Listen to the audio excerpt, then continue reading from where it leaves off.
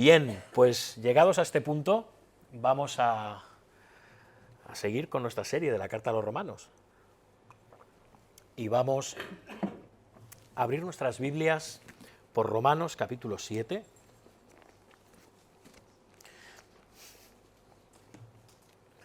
Romanos 7, versículos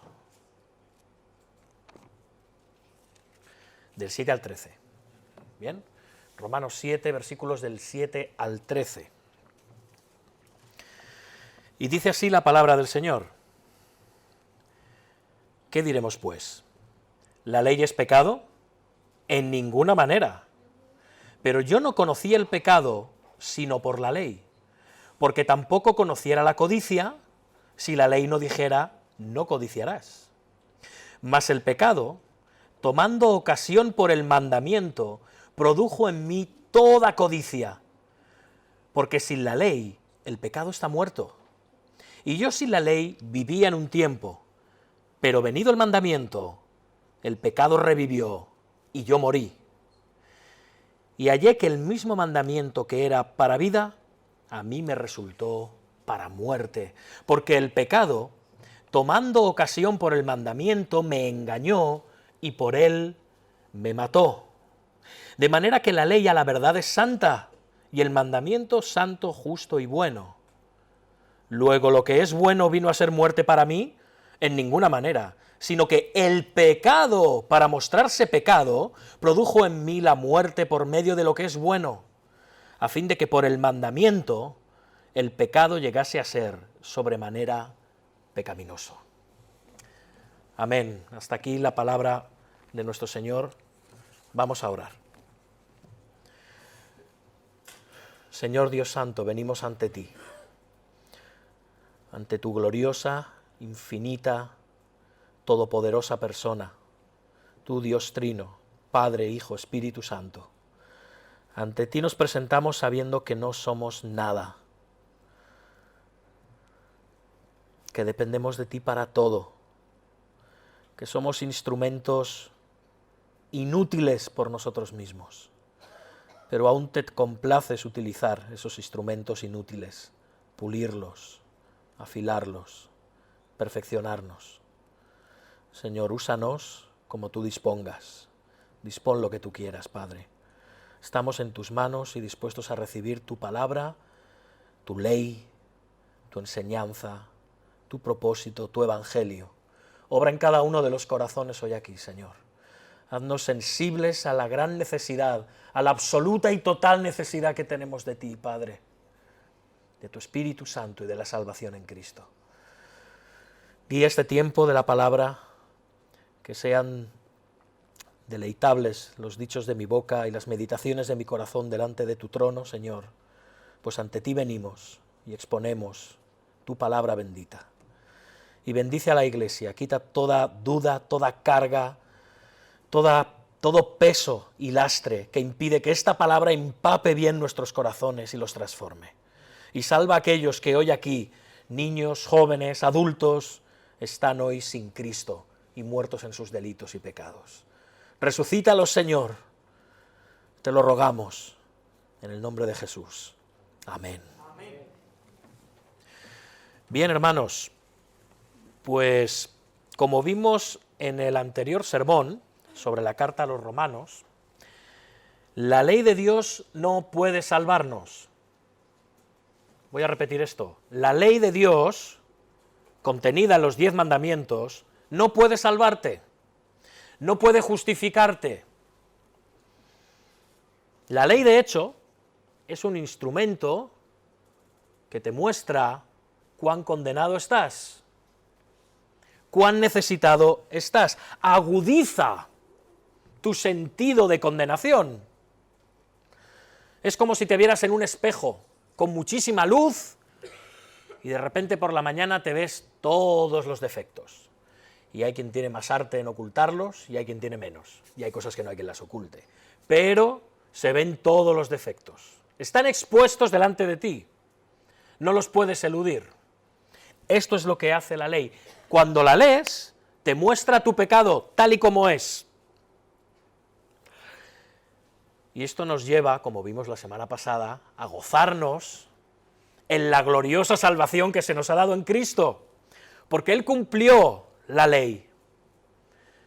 No para que nos pongamos un maquillaje y tapemos vagamente esas imperfecciones de nuestra alma, no, nos da un alma nueva en Él, para que Dios nos vea como es Él. Y esto es algo maravilloso. Ante los ojos de Dios, en Cristo ya no tenemos imperfecciones, somos guapos, guapísimos y guapísimas. Y esto es algo glorioso. Él cumplió la ley para librarnos de la condenación de la ley. De esto hablábamos hace 2 semanas. Bien. Entonces, pregunta, quizá os la estáis haciendo. ¿Debemos desterrar la ley de nuestras vidas? Ya vimos claramente que no. Pero aún así, ¿debemos desterrarla de nuestras vidas? ¿Debemos eliminarla de nuestra predicación del Evangelio? ¿Debe desaparecer de nuestros púlpitos la ley? Pues estamos bajo la gracia.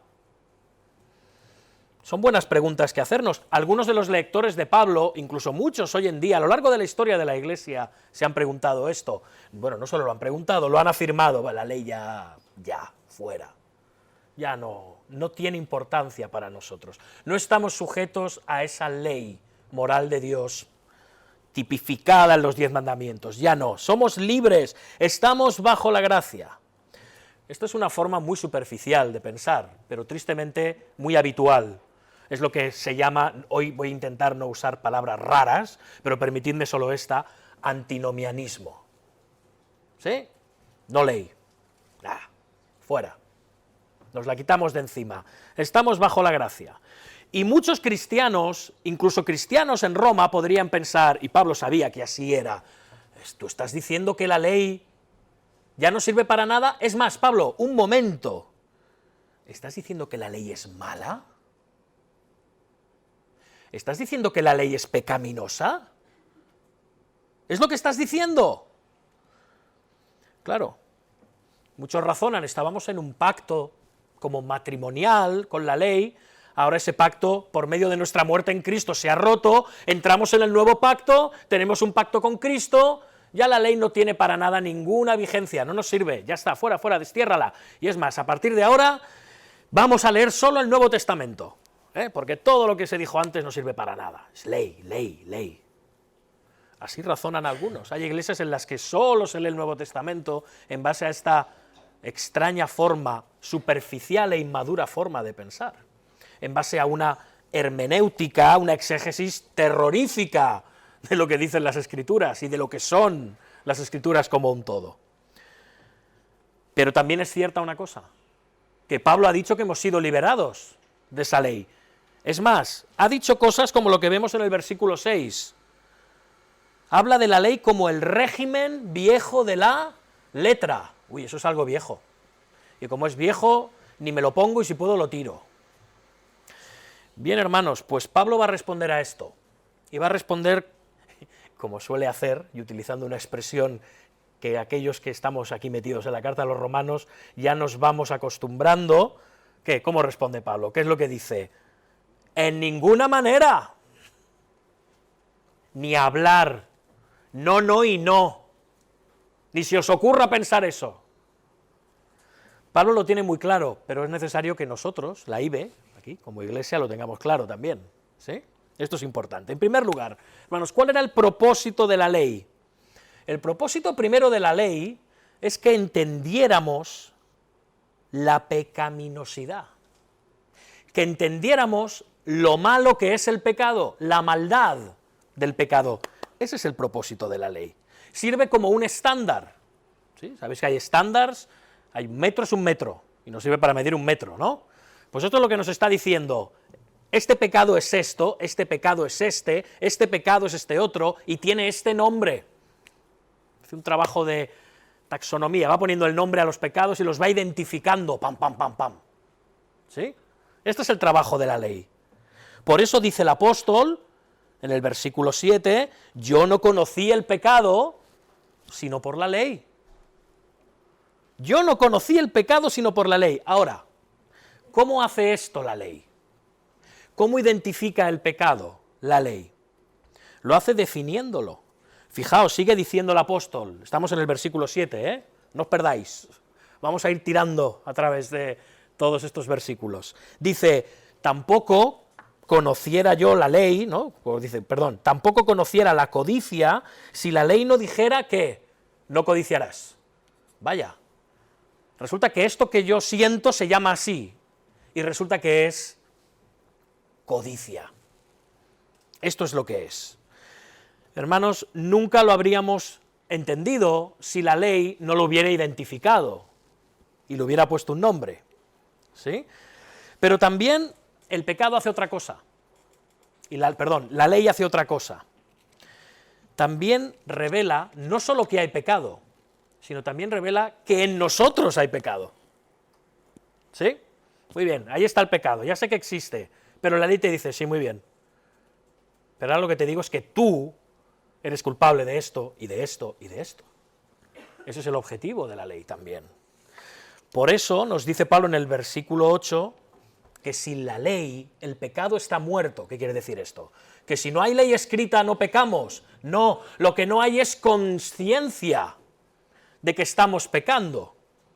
No hay un entendimiento claro, tenemos una conciencia que obra más o menos y nos dirige, pero sabemos que está afectada por el pecado y por la caída. Y ahora la ley te dice, no, no, espabila, despierta, despierta. El pecado es esto, y tú eres culpable. Así que cuando nos enfrentamos por primera vez a los mandamientos de Dios, ¿qué ocurre? Pues que el pecado es avivado en nuestros corazones. Resucita, por decirlo de alguna manera. Pablo, para cerrar el argumento, fijaos, si vamos al versículo 13, está diciendo, por el mandamiento el pecado llegase a ser sobremanera pecaminoso. Está identificando al pecado, lo está definiendo y nos está mostrando que nosotros somos culpables de ese pecado. Y nos está diciendo cuán terrible es ese pecado, ¿sí? Y parece que Pablo está hablando de su propia experiencia. Parece que cuanto más trataba de evitar la codicia, la envidia, estas crecían más en él. Qué cosa más extraña, ¿no? Crecían y crecían, y además hacía una cosa, le dejaban sin excusa delante de Dios. Tenía que reconocer, soy un codicioso, soy un envidioso. Esto es lo que tenía que hacer. Mediante el mandamiento, Pablo pudo ver su pecaminosidad, pero pudo ver algo más, su necesidad de ser salvo, su necesidad de la gracia. Y esto es algo glorioso. Así que, hermanos, la ley no nos puede salvar porque precisamente lo que nos muestra es que somos pecadores y hace que nos damos cuenta también de nuestra necesidad de salvación.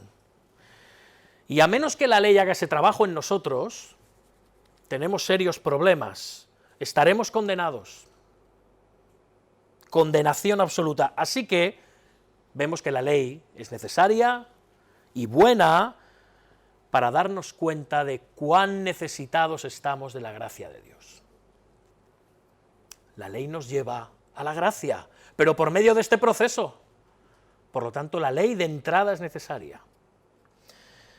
Sirve para que deseemos desesperadamente la gracia, que la supliquemos. Pero luego hay otra cosa, hemos visto cómo opera la ley, y cómo identifica el pecado, y cómo nos acusa de nuestro pecado, pero ahora tenemos que ver otra cosa de la que habla Pablo aquí también, cómo el pecado, a su vez, usa la ley. Es un poco raro, ¿no? Pero el pecado utiliza la ley, la usa con un fin. El pecado, como todo lo que toca, porque todo lo que toca el pecado lo estropea y lo corrompe, Cuando llega la ley, lo único que hace el pecado es empeorar las cosas, ponerlas peores de lo que estaban. Ante la definición de lo que es pecado, ahora el pecado se potencia, vamos, que se viene arriba, que dice, ahora quiero más de esto que no puedo hacer.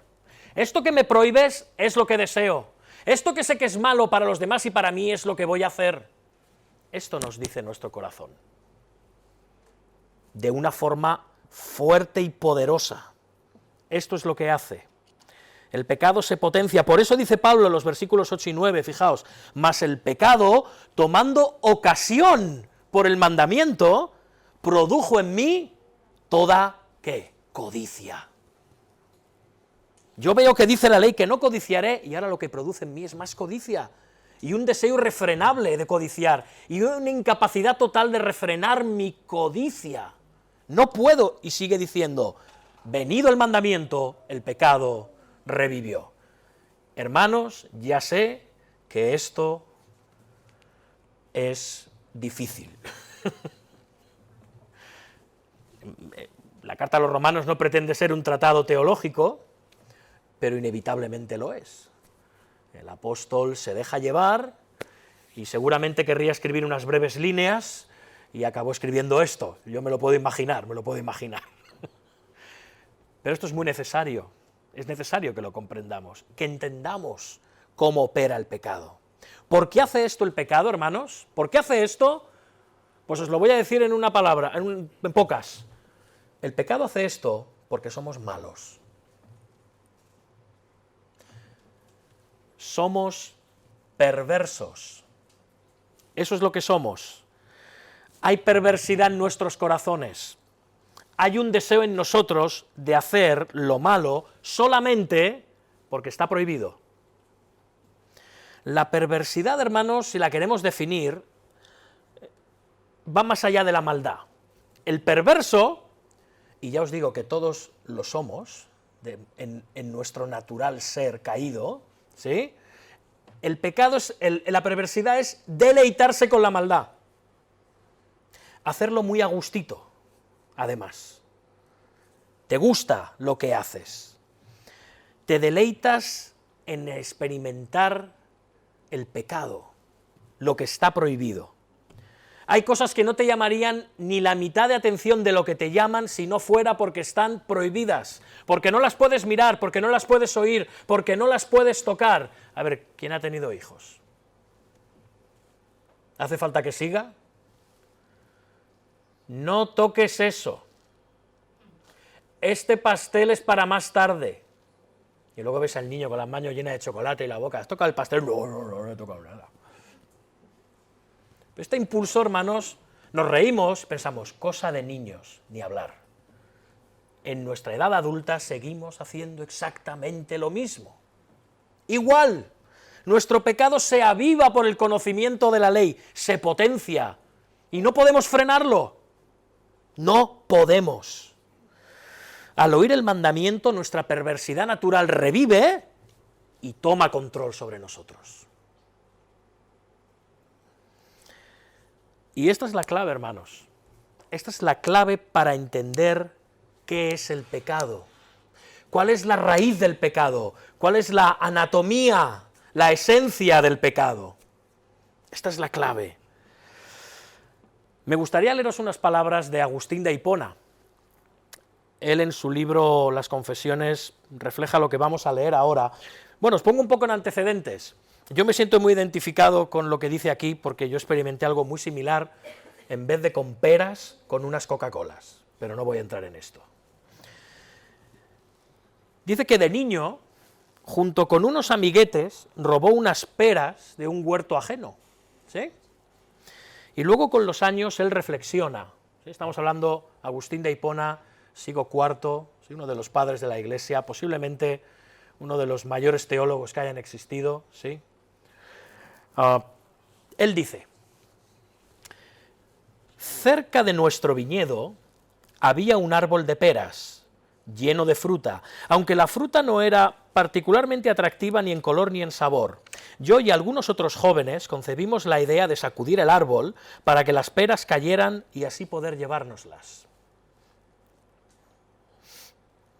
Nos pusimos en camino tarde por la noche y robamos toda la fruta que pudimos cargar. Esto no lo hicimos para comer las peras.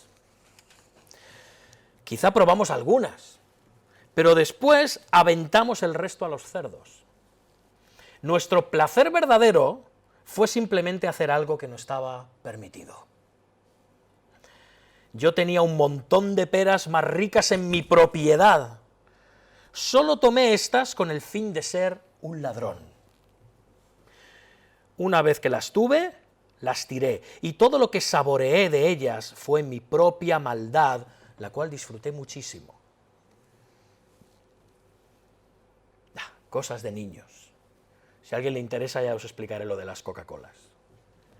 Pero la historia es la misma, exactamente la misma. Hermanos, detrás de cada pecado que cometemos hay un motivo más profundo que el evidente. Evidentemente, cuando alguien miente, cuando alguien roba, cuando alguien murmura o chismea, siempre hay un motivo superficial por el que lo hace. Pero lo que Agustín nos muestra, y el estudio de las Escrituras también, y especialmente este fragmento de la Carta a los Romanos, es que también hay un motivo más profundo, una raíz por la cual hacemos esto. Y el motivo principal del pecado, hermanos, su raíz es querer ser Dios. Jugar a ser Dios. Tenemos un deseo profundo de estar a cargo del mundo que nos rodea, de controlar totalmente nuestras vidas y nuestras circunstancias. Queremos ser soberanos sobre lo que hacemos y no sufrir ningún castigo por ello. Tener completa autonomía, porque eso nos da un falso sentido de que somos omnipotentes. Nada me puede tocar. Yo puedo hacer lo que me agrade. Y con que lo haga a oscuras y nadie me vea, yo puedo salir impune de la situación. Como decía la canción de Héroes del Silencio, te sientes tan fuerte que crees que nadie te puede tocar. A esto nos lleva el pecado. Y es dramático. Cada ley de Dios, hermanos, establece una violación contra nuestra propia soberanía. Cada mandamiento que nos dice lo que debemos o no debemos hacer es una afrenta a lo que nosotros creemos que debemos o podemos hacer. Nos recuerda que no somos Dios y que no podemos querer como vivimos y nos rebelamos. Y esa es la esencia del pecado, hermanos, aquella fuerza en nosotros que odia que Dios se meta en nuestros asuntos. Aquella fuerza que hay en nosotros que odia que Dios sea Dios y disponga soberanamente aquello que es correcto y que no lo es. Queremos ser Dios. A ver, hemos leído antes Génesis. ¿Recordáis cuál fue la primera tentación de la serpiente? Seréis como Dios. Y de repente, el árbol y su fruto se hicieron, ¿qué? ¿Recordáis la expresión? Codiciables. Codiciables. Esa es la anatomía y esencia del pecado. Ser como Dios, ocupar el lugar de Dios, la esencia de tu pecado y del mío, jugar a ser Dios. No queremos que nadie invada esa soberanía, y cuanto más se nos exponga la ley de Dios, más fuerza cobrará nuestro rechazo y rebeldía a la ley de Dios. Ahora bien, dejando esto aquí por un momento, dice Pablo en el versículo 9 que en un tiempo vivía sin la ley vivía, eso es lo que dice. Y parece que Pablo se está refiriendo a una experiencia pasada, y se ha escrito mucho. Yo he estado viendo diferentes autores cuando Pablo dice en el versículo 9 estas palabras: y yo sin la ley vivía en un tiempo. Parece que se refiere a su propia experiencia, pero ¿qué quiere decir esto de que en un tiempo sin la ley vivía? Si él siempre había crecido, bueno, ha crecido en una familia judía, y una familia devota. Él mismo en la carta a los Filipenses dice que él había sido fariseo. Y además, en cuanto a la ley, irreprensible. Así se define él a los filipenses. Irreprensible. Entonces, ¿qué es esto? Bueno, hay mucha especulación, y el texto tampoco nos deja ir mucho más allá. ¿A qué se refiere Pablo? La cuestión es que está hablando de él, y lo que está diciendo es que en un tiempo sin la ley vivía. ¿Qué quiere decir esto? Hermanos, es raro, porque Pablo, antes de su conversión a Cristo, desde que nació hasta ese momento, había estado expuesto permanentemente a la ley de Dios, permanentemente, como judío devoto que era, y sus padres también. Así que, ¿a qué se refiere Pablo? Es más, ¿es solo para sacarnos de la curiosidad o realmente nos interesa lo que quiere decir Pablo aquí, cuando habla de su propia experiencia? Sí que nos interesa. En esta carta, bueno, en ninguna, pero en esta carta Pablo no da puntadas sin hilo. Todo atiende a un motivo mayor. Lo que nos quiere decir, hermanos, es que durante toda su vida, hasta que Cristo no llegó a él, las demandas reales y profundas de la ley no las había llegado a discernir. Vivía en la superficie, no entendía lo que la ley realmente demandaba. No la veía, solo veía reglas.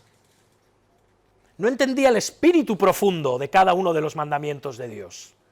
Veía una serie de normas, pero no el espíritu de esas normas. Así que es verdad, sin la ley vivía, porque realmente la ley no son solo mandamientos externos, sino que tiene eso implicaciones internas. No entendía qué era la santidad, no entendía realmente qué era amar a Dios sobre todas las cosas, no entendía lo que era amar al prójimo como a uno mismo, no lo entendía. Sí sabía que estaba ahí, lo leía, trataba de alguna manera, de una forma externa, cumplir con ello, pero ahí quedaba todo. Vivía sin la ley, sin todo el significado profundo de la ley. Es curioso porque dice que vivía, en griego está diciendo tenía vida. Tenía vida aparte de la ley. ¿Cómo? Pues eso, teniendo su propia percepción de las cosas, como muchos de nosotros estábamos teniendo nuestra propia percepción de lo que era bueno y de lo que era malo, de lo que era justo y de lo que era injusto, de lo que era santo y de lo que era pecaminoso. Y eso le hacía sentir bien, le hacía sentir vivo, le hacía sentir seguro, pero era una seguridad, una vida, una justificación basada en su propia ignorancia de lo que realmente requería la ley. No lo entendía. Pero esto cambió. ¿Cuándo? Nos lo dice: venido el mandamiento, el pecado revivió y yo morí. Él conocía los mandamientos desde la niñez, pero en este caso el mandamiento vino de una manera distinta. Se le manifestó, se le presentó, se le reveló el pecado por medio de la ley tal y como era. Y ahora él de repente dice que murió. Le hizo ver que no era agradable a Dios, para nada, que estaba condenado. Él se sentía muy bien haciendo lo que hacía, viviendo como vivía, cumpliendo las normas que cumplía. Se sentía espiritualmente vivo, es más, mucho más que la mayoría. Así se sentía. Mucho más justo que los demás. Pero de repente, cuando la ley vino a él, cuando la comprendió, cuando por el Espíritu Santo se le iluminó el significado de la ley, se sintió como un fracasado absoluto, como un condenado, como un muerto, porque veía que no estaba a nada de la altura del requerimiento de la ley. ¿Y cuándo ocurrió esto? ¿Cuándo provocó el Espíritu Santo este cambio en su conciencia? Pues como dice el versículo 9, cuando vino el mandamiento. Pablo ya tenía una conciencia, por supuesto, todos la tenemos, funciona mejor o peor, pero ahora las demandas de la ley moral impactaron fuertemente en su corazón. Y todo su castillo de naipes se desmoronó. Y se quedó pasmado, sin excusa, ante la verdadera demanda de la ley. Esto es lo que llamamos convicción de pecado. La convicción de pecado es un paso previo a la conversión. Lo triste es que muchos se quedan ahí. La convicción de pecado no siempre lleva a Cristo. Hay una tristeza para muerte, dice el apóstol Pablo, y hay otra para vida. Oh hermanos, quiera Dios que si experimentáis convicción de pecado, esta os lleve a la gracia y a la cruz, y no a vosotros mismos, y a tratar de superaros por vosotros mismos, y a tratar de combatir vuestras deficiencias por vosotros mismos, porque vais a fracasar, siempre. Ha de haber una convicción profunda. ¿Y qué es esa convicción? Bueno, hermanos, puede ser más fuerte, puede ser más débil. La de Pablo fue tremenda, cuando él en el camino de Damasco se encuentra con el Señor de la gloria, y cae a sus pies, y queda cegado, y él queda completamente compungido porque comprende que ha estado persiguiendo a Dios, que ha estado blasfemando con su vida, que ha estado persiguiendo a la iglesia de Cristo. No se podía soportar a sí mismo. Pero no todas las conversiones son así. No esperemos esto de todo el mundo y con la misma intensidad. Depende de los pecados que hayas cometido y del tipo de pecados que hayas cometido, depende del entorno en el que estés, depende de la familia en la que hayas crecido, si has sido una familia totalmente alejada de Dios, o has crecido en un hogar cristiano, depende de muchísimas cosas, de muchos factores, pero la convicción de fracaso total y de necesidad de la gracia de Dios, de tu desesperada situación, todos los que aquí hoy estamos, nos llamamos cristianos, hemos bajado las aguas del bautismo y vamos a tomar de la cena del Señor, tenemos que haberla experimentado. Y si no, examínate. Aún estás a tiempo. Arrepiéntete y cree.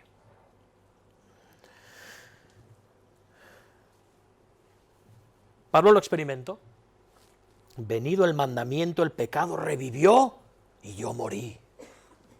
Se dio cuenta de que su vida, lo que él creía que era vida, no era nada más que muerte, muerte espiritual. Estaba muerto en sus delitos y pecados. Y yo te pregunto esta mañana, ¿entiendes que eres un fracasado moral? Perdón por lo duro de las palabras. ¿Entiendes que eres un fracasado moral? ¿Que estás muerto espiritualmente? ¿Que estás condenado? ¿Perdido? ¿Que no te puedes salvar a ti mismo? ¿O puedes decir esto en pasado? ¿Que estabas en esa circunstancia? ¿Puedes decirlo? Espero que la respuesta sea que sí. ¿Entendemos ahora cómo opera la ley sobre el pecado y cómo el pecado utiliza la ley? ¿Sí? Si no, os lo explico después. Tenemos que avanzar. Hermanos, Pablo está hablando de su experiencia y nos está tratando de enseñar algo muchísimo mayor y acorde al motivo de su carta. No debe sorprendernos que nos hable de este mandamiento específico. Podría haber usado otro mandamiento, ¿verdad? Había más. ¿Es que solo Pablo era culpable de este pecado? ¿Creéis que este pecado está aquí por algún motivo? Yo creo que sí. Que Pablo escoge este pecado, el de la codicia, por un motivo. Y es el siguiente. Pablo, antes de rendir su vida a Cristo, era un fariseo. Y los fariseos pensaban que mientras no llevaras a cabo ninguna acción mala, todo estaba bien. Si no hacías, no probabas, no tocabas, no oías, no mirabas, todo estaba bien, estabas limpio. Claro, así era muy fácil creer que eras una persona obediente a Dios. Por eso Jesús los llamó sepulcros blanqueados a los fariseos. Por dentro estáis muy limpios, pero por dentro estáis llenos de podredumbre. Jesús también enseñó que los 10 mandamientos no se refieren solamente al comportamiento externo. ¿Recordáis en el Sermón del Monte? Cualquiera que se enoje contra su hermano será culpable de juicio, y cualquiera que le diga necio quedará expuesto al infierno de fuego. Si te presentas ante alguien en la iglesia o fuera de la iglesia, con una sonrisa, con palmaditas, con abrazos, con un apretón de manos, palabras agradables, incluso mirándole a los ojos con candidez, y cuando te das la vuelta lo estás criticando, estás murmurando, estás mintiendo acerca de él, le guardas rencor, resentimiento, odio, estás expuesto al infierno de fuego.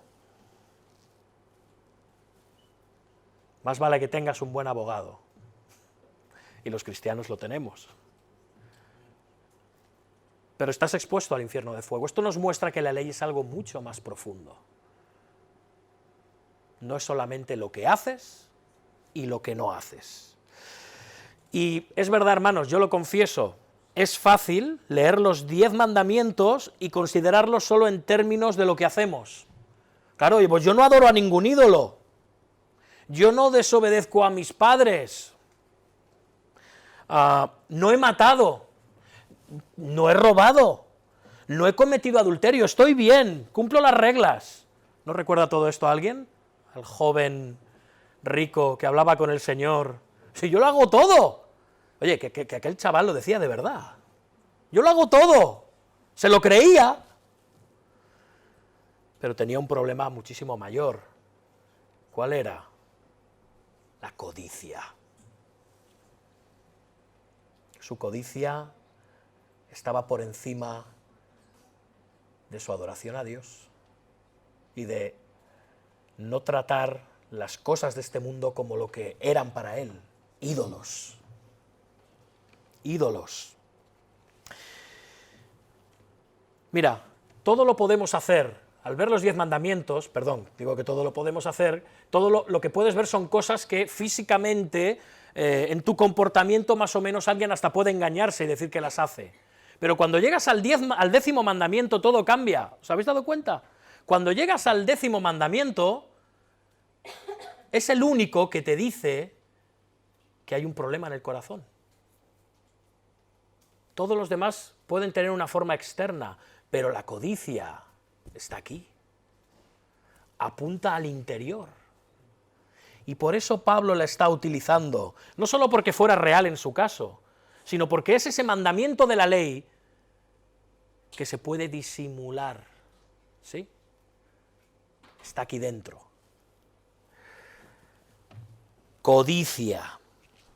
Este mandamiento, hermanos, tiene que ver con las actitudes internas y las inclinaciones de tu corazón. No tienes suficiente, quieres más, necesitas más, mereces más y lo quieres ya. Esa es la codicia. Codiciar, hermanos, es estar descontento con lo que Dios te ha dado. Eso es la codicia, que lo que Dios te ha dado no te parece suficiente.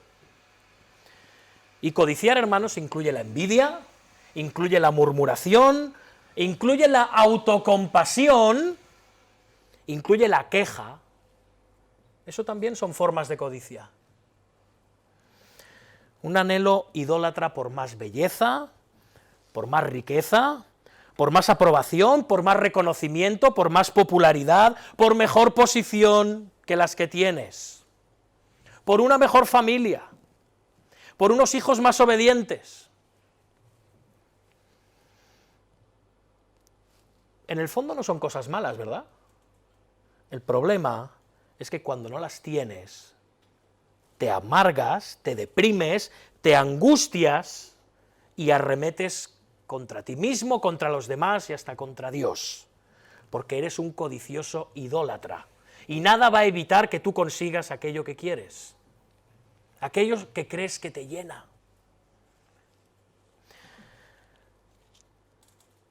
¿Qué sucedió cuando Pablo leyó y entendió el 10º mandamiento?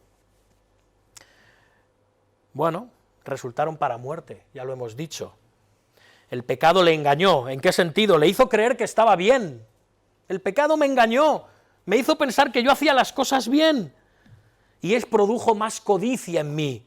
Pero cuando entendió el mandamiento, cuando el mandamiento vino a él, este se hizo manifiesto y murió. Se dio cuenta de quién era realmente. Le hizo ver su muerte espiritual. Así que el problema, hermanos, volviendo a la pregunta del principio, ya para concluir, es el siguiente. El problema no está en la ley, en absoluto. Como Pablo nos dice en el versículo 12, la ley a la verdad es santa, el mandamiento es santo, justo y bueno. No, el problema no está en la ley, el problema está en nosotros, que somos pecadores. Podemos parecer muy buenos externamente, pero internamente no somos más que pecadores. Y la ley nos lo muestra, y nos hace sentir muertos. Por eso Pablo concluye diciendo, luego, lo que es bueno vino a ser muerte para mí, como diciendo, entonces la ley es una asesina, la ley mata. No, el pecado es el asesino, la ley solamente es el arma que utiliza el pecado para matarte y demostrarte quién eres. La codicia como la raíz, como la anatomía, como la esencia del pecado, no sé si lo habíais pensado alguna vez, es querer ser como Dios. Codiciar, hermanos, es no amar lo suficiente a Dios y lo que Dios te ha dado. Es pensar que necesitas más. Y me gustaría que ahora en vuestra mente pensarais por un momento y meditarais y os respondierais a esta pregunta. ¿Estás completamente satisfecho con lo que Dios te da? ¿Te produce más satisfacción y plenitud Dios que el dinero, la reputación, la posición, la familia, una casa mejor, una familia mejor, un trabajo mejor, un coche mejor, una iglesia mejor? Yo merezco más, yo quiero más. Lo que tú me das no es suficiente, Señor. Codicia. ¿Puedes decir junto al salmista, mi alma tiene sed de Dios? ¿Del Dios vivo? ¿O de qué tienes sed? ¿De qué tienes hambre? ¿Qué es lo que va a llenar el hueco de tu corazón? ¿Qué necesitas para ser llenado? ¿Qué esperas que Dios te dé para sentirte por fin bien, seguro, querido, amado y con significado en este mundo? ¿Qué? ¿Qué más necesitas? ¿Qué más quieres? ¿Te basta con Dios? ¿Y solo Dios?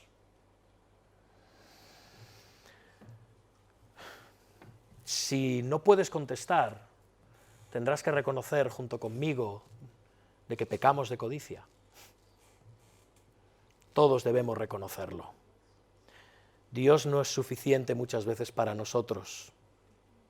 O lo ves como alguien que está ahí solamente para llenarte, para llenarte, para llenarte. Es como el geniecito de la lámpara, que lo frotas para que te dé más, y te dé más, y te llene, y te haga sentir bien. Hermanos, no estamos llamados a sentirnos bien. Estamos llamados a ser como Dios, mediante ser llenos de Dios, ser santos. Aunque eso duela a veces. Y ahí vemos todas esas cosas. Lo necesito, lo quiero ya, dame eso ya, o es que me muero, Señor. Dame un novio, un trabajo mejor, un ministerio en la iglesia, que mi familia me quiera mucho, sexo que me complazca, da igual cómo lo consiga, al precio que sea, lo quiero todo y lo quiero ya. Dámelo, Señor, o si no me lo buscaré por mí mismo. A cualquier precio. Y Dios te dice, llénate de mí. Solo de mí. Yo de ser tu todo.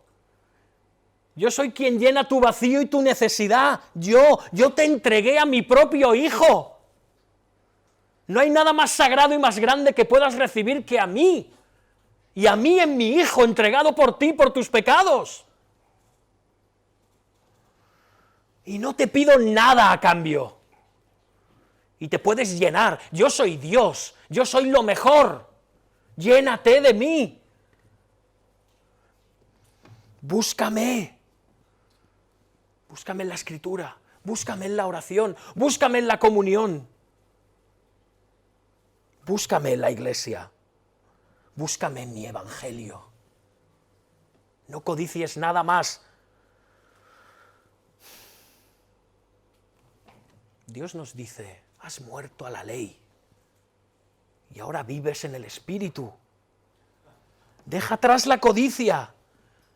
Mi Hijo Jesucristo es el nuevo Adán, que se despojó a sí mismo, no quiso nada para sí, quitó toda codicia de su corazón, aún hasta la muerte en la cruz, para que tú tomes ahora esa falta de codicia y la hagas tuya, y te llenes, y sientas gozo y plenitud. Todo lo demás es basura. Eso es lo que nos dice Dios. Ahora nos dice que podemos ser libres de la codicia, de llenarnos de Él. Dios te pide que seas codicioso, con codicia santa, que busques más de Él, que te llenes. Y todo lo demás te va a parecer bisutería barata y oxidada.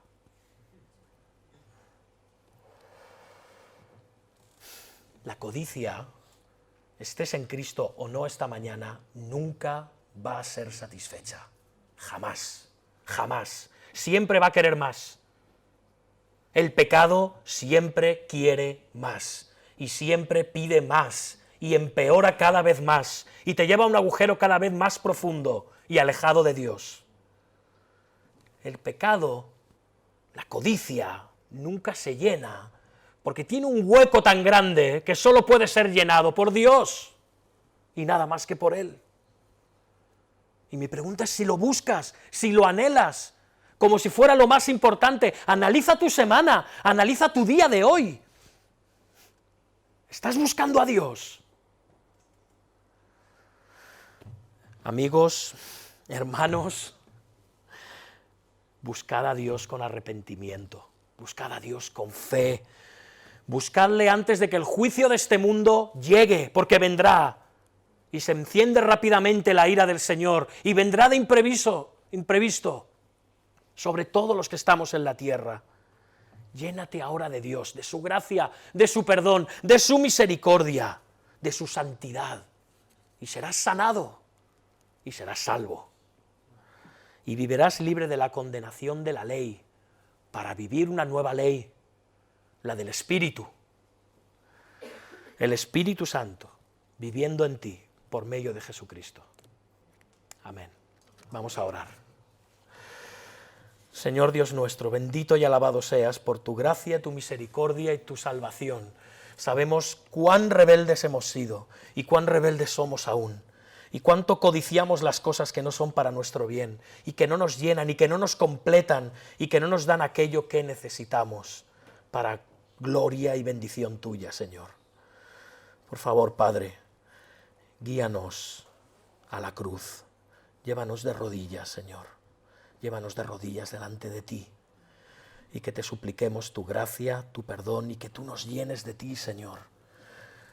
Quita esa codicia que hace que nos sintamos que somos tan poderosos, tan fuertes, cuando en realidad no somos nada. Sin ti no somos nada. Separados del Señor Jesucristo nada podemos hacer, Señor. Ayúdanos, sálvanos, líbranos del mal y de nuestro propio pecado y de la ley que nos condena, y llévanos a la ley de Cristo. Amén.